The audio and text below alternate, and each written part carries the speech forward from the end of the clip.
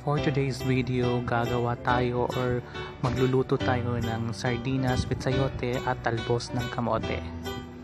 So kukuha muna tayo ng talbos ng kamote sa ating garden.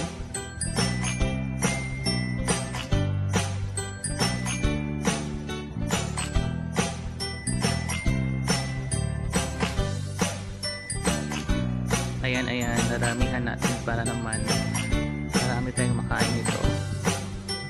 So sige, go.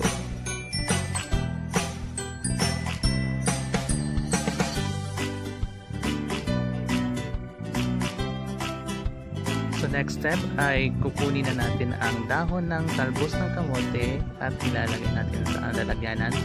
Pero hinugasan na yan ha. Ayan.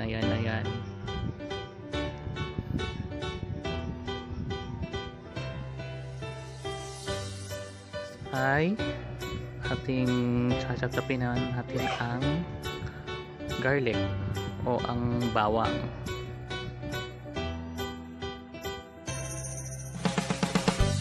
Tapos babalatan na natin ang sayote natin, pang malakasang sayote. Ayan. Effort talaga ang pagbabalat. Oh my God.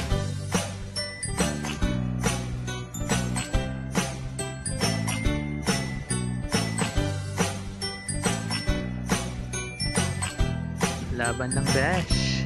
Balatan muna natin ito.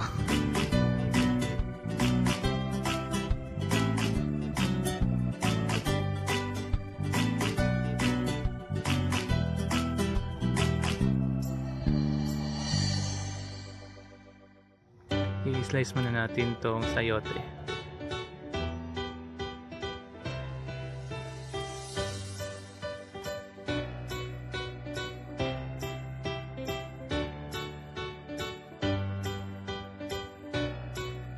So bubuksan na natin ating sardinas. Ayan. Lagay na natin ang ating kawali. Lagyan ng mantika.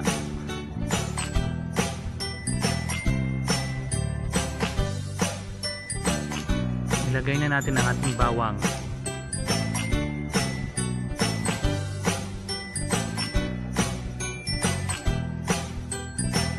Lagay natin yung ating sardinas.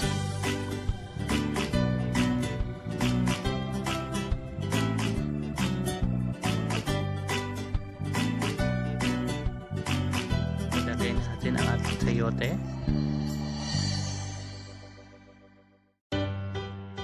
At isusunod natin ang ating gulay, talbos ng kamote.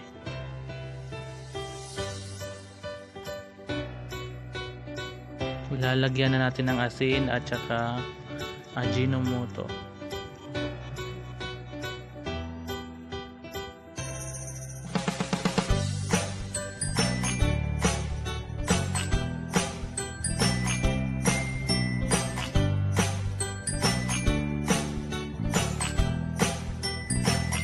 At takpan natin. Tapos haluin natin. Ayan.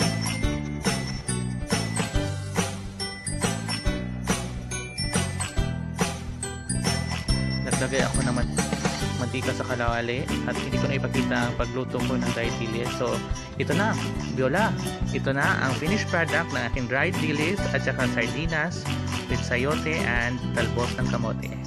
Thank you, bye bye.